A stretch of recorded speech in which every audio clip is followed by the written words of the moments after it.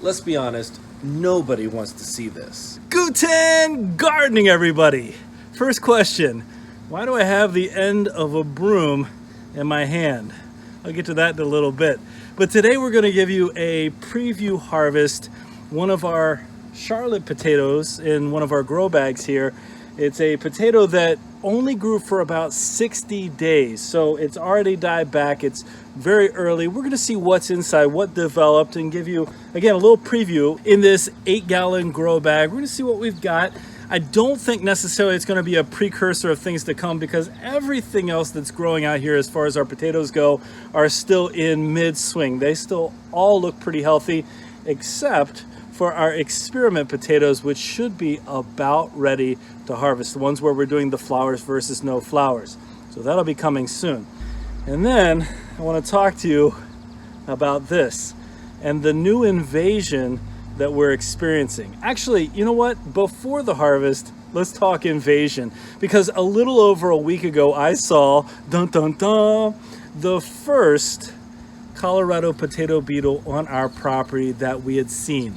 So far in the 6 years or so that we've been gardening here, we hadn't had to deal with any of the Colorado potato beetles. That's, for some of you, you're saying that's so unfair. Well, don't worry, they're here and they've arrived in style. You know, at our community garden, we've talked about the fact that we don't even bother planting potatoes over there because of the amount of upkeep with DE or whatever we'd have to put on top of them in order to keep those Colorado potato beetles at bay. Well, we've been so lucky here, and then this year, after seeing the first one a little over a week ago, 2 days ago, I started noticing our eggplant were starting to look eaten, and I was trying to figure out what's going on here, and there they were, Colorado potato beetle larvae. So they're called potato beetles, but they don't just eat potatoes. They were eating the leaves off of our eggplant. And according to what I've read, the larvae are the worst in terms of the stages, the most damaging of the stages for the potato beetle.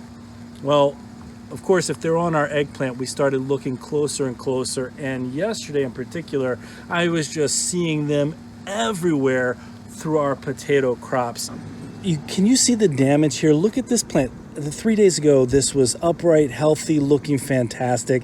It looks all wilted now. You can see the leaves have been eaten back, and just how quickly those larvae go through this. It's frustrating, especially if you haven't had to deal with it before for your main crop. And we don't want the rest of these really healthy looking plants to go the same way. And so, you know, it's not the end of the world. Some of you have been dealing with Colorado potato beetles for every season. That's been a major struggle. In fact, if you're somebody who does deal with them, let us know what your go-to is in the comments. But we've got potato plants everywhere, all different kinds of varieties. So we have to handle our business. And the first thing we did was to spray diatomaceous or some DE all over the bed. Now, I don't love doing this. For one, ladybugs, we love you. They don't do so well whenever they come into contact with DE. If we can help it, we don't want to spread anything on our garden except for fertilizers. But there were so many of the potato beetles, the larvae, it was everywhere. And we're at a stage where a lot of our potatoes are flowering. We're at a stage where, an important stage of development, and we don't want crop destruction at this point. So we spread the DE all over our potatoes. I actually put them on our eggplant as well. And what we've noticed after laying out the DE, the next day, the numbers are down a little bit, or some of the ones that are on there aren't moving anymore. So that's a win in our estimation. I've also read that DE is not as effective against the adult potato beetle, so we have to get it on now as opposed to later. But you can also see that it's kind of overcast and actually just started raining, which is a blessing, but it just started raining here as I'm sitting here talking to you. And tomorrow we're supposed to have the potential for flooding.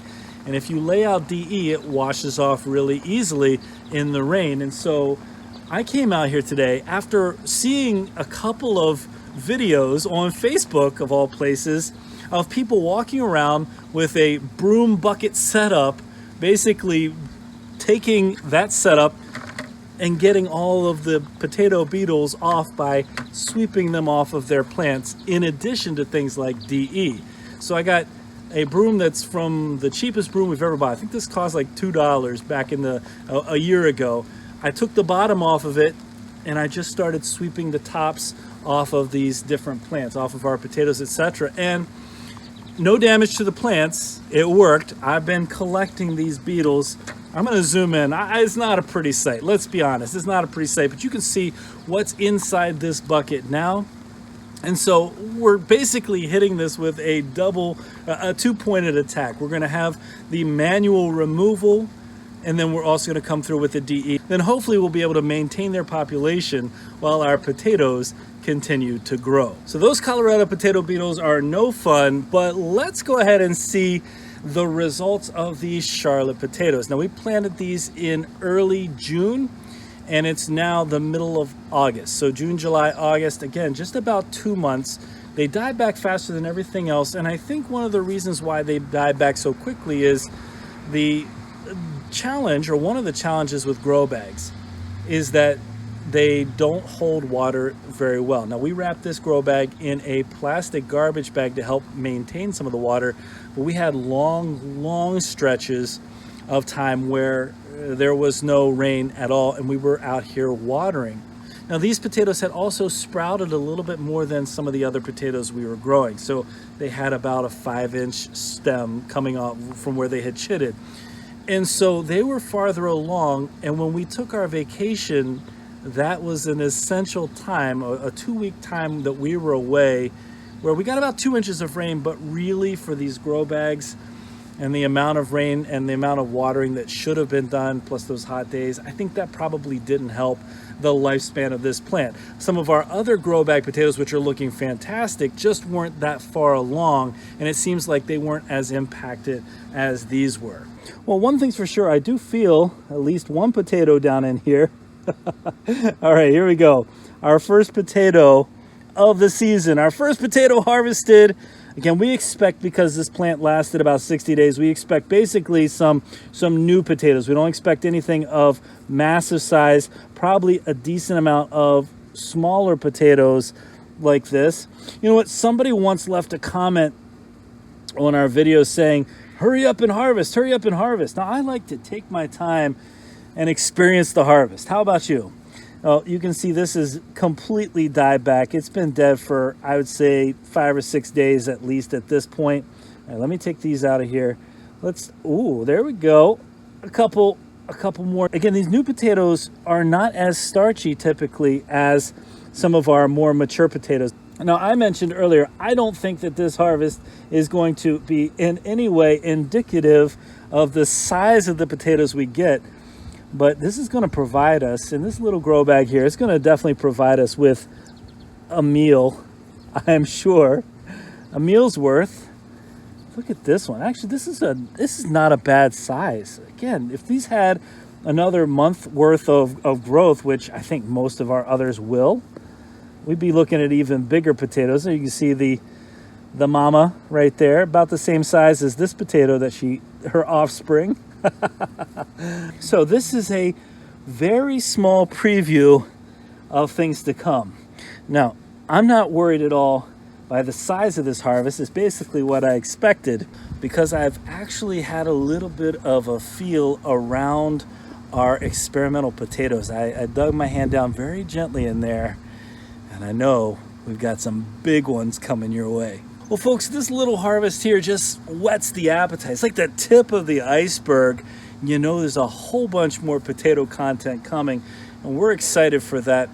We're going to work as best as we can to keep those Colorado potato beetles away, at bay, and not consuming our crop. We want a lot of potatoes this year. Well, folks, if you have any more suggestions for us, as always, we'd love to hear them in the comments.